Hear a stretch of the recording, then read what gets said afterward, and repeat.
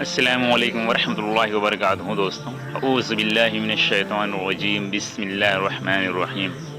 شروع کرتا ہوں اللہ کے نام سے جو نہایت رحم اور کرم والا ہے۔ آج میں آپ لوگوں کو بتانا چاہوں گا، آج نہ ہی میں کوئی بلاگس ڈالنے والا ہوں، نہ ہی کوئی بلاگ شوٹ کر رہا ہوں، نہ ہی کوئی ریئیکشنس ویڈیو بنا رہا ہوں۔ آج محض ایک چھوٹی سی بات بتانے کے لیے آپ لوگوں کے سامنے حاضر ہوا۔ یہ شہباز آپ کا دوست، آپ کا یار، آپ کا بھائی، آپ کا جو بھی سمجھ لو آپ مجھے۔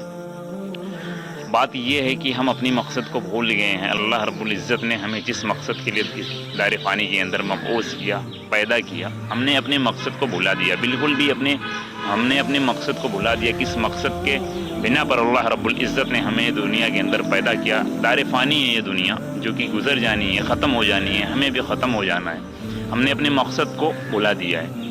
وہی مقصد کو لے کے میں آج حاضر ہوا۔ ہم سبھی کو معلوم ہے کہ ایک دن اس دنیا سے جانا ہے، کوچ کر جانا ہے، انتقال کر جانا ہے۔ اللہ تعالیٰ قرآن شریف میں ارشاد فرماتا ہے، کل نفس ذائقۃ الموت، جس کا ترجمہ میں آپ لوگوں کو بتانا چاہوں گا کہ اس کا ترجمہ یہ ہے کہ ہر نفس کو جو ہے موت کا ذائقہ، موت کا مزہ، موت کا ٹیسٹ کیا ہوتا ہے، چکھنا ہے۔ یعنی ہمیں ایک نہ ایک دن ہم سب کو قبر میں جانا ہے، دفن ہونا ہے اور حساب و کتاب ہونا ہے۔ ہم ایمان والے ہیں، مومن ہیں، مسلمان ہیں۔ جو ہمارے نان مسلم لوگ دیکھ رہے ہیں ان کی بات نہیں کر رہا ہوں۔ ہم جو مسلمان ہیں، ہم لوگوں کو اس چیز میں عقیدہ ہے، ایمان ہے کہ ہم لوگوں کو مرنے کے بعد حساب کتاب ہوگا۔ اینڈ میں آپ لوگوں کو، دیکھو بات لمبی ہو رہی ہے، میں آپ لوگوں کو مین مقصد یہ ہے میرا بتانے کا کہ اللہ رب العزت نے ہم لوگوں کو دنیا فانی کے اندر اس لیے مبعوث فرمایا تاکہ ہم لوگ اس کی عبادت کریں۔ قرآن شریف میں اللہ تعالیٰ فرماتا ہے، وما خلقت الجن والانس الا لیعبدون۔ ترجمہ اس کا یہ ہے کہ میں نے انسانوں کو اور جناتوں کو محض صرف اور صرف اسی لیے پیدا کیا ہے تاکہ وہ میری عبادت کریں، ٹھیک ہے؟ اس کے بعد ساری چیزیں کریں، جائیں اپنا وہ جو ہم نے رزق ان کے نصیب میں قسمت میں لکھ دیا ہے وہ تو ان کو ملے گا ہی ملے گا، اس کے لیے جا کے محنت کریں۔ تو ہم نے یہ چیز بھول گئے ہیں، ٹھیک ہے، کہ ہم عبادت کے لیے آئے ہیں۔ دنیا کو ہم نے ترجیح دے دیا، آخرت کو ہم بالکل بھول گئے ہیں۔ ہم ایسے جی رہے ہیں دنیا میں کہ ایسا لگ رہا ہے کہ ہمیں جو ہے مرنا ہے ہی نہیں، جبکہ مرنا ہے۔ اللہ تعالیٰ نے پہلے قرآن شریف میں فرما دیا کہ ہر نفس کو جو ہے موت کا مزہ چکھنا ہے، مرنا ہے سب کو۔ ہم اپنے انہی ہاتھوں سے پتہ نہیں کتنے لوگوں کو جا کے قبرستان میں دفن کر چکے ہیں، پتہ نہیں کتنے لوگوں کا جنازے کی نماز پڑھ چکے ہیں، ٹھیک ہے؟ ہر چیز ہمارے سامنے ہے، ایکسیڈنٹ ہو جاتے ہیں، حادثے ہو جاتے ہیں، ہے نا؟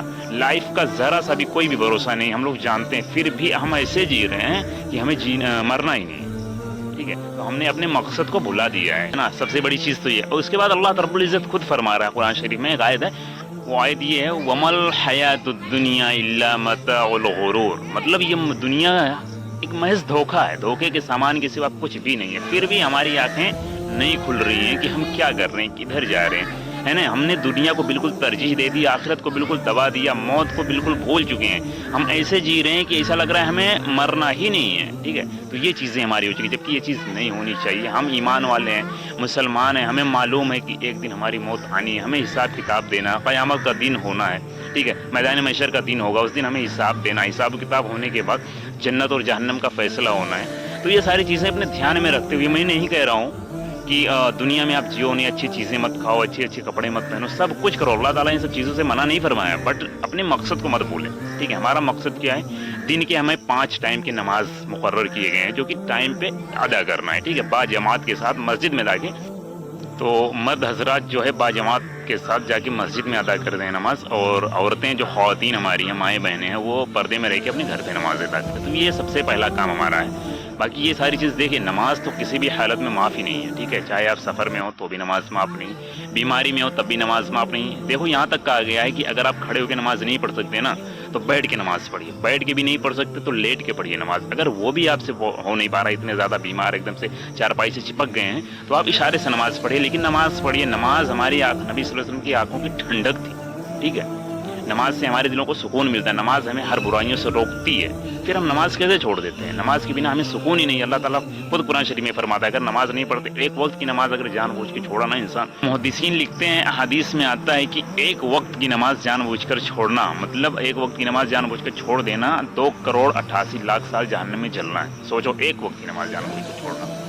تو ہمیں چاہیے کہ ہمیں نماز 5 وقت کی ڈیلی پڑھنی ہے، ٹھیک ہے؟ یہ بالکل نہ چھوٹ پائے ہم سے۔ اینڈ ہمیں دنیا کے ساتھ ساتھ دیکھیے آخرت کی بھی تیاری کرتے رہنی چاہیے۔ باقی ہم اپنے مقصد کو نہ بولیں، کس لیے ہم دنیا میں آئے، میں نے آپ کو بتا دیا، آپ لوگوں کو بھی معلوم ہے۔ باقی دعا کرتا ہوں اللہ تعالیٰ سے کہ ہم نے جو بھی باتیں آپ لوگوں سے کہی ہے، اس سے کہنے سننے سے زیادہ عمل کرنے کی توفیق عطا فرمائے، آمین ثم آمین۔ پھر انشاءاللہ ملتا ہوں کسی دوسرے ویڈیو میں کسی اور اچھی ٹاپک پہ لے کے. تب تک کے لیے آپ لوگ اپنا خیال رکھیں. ٹھیک ہے, اللہ حافظ.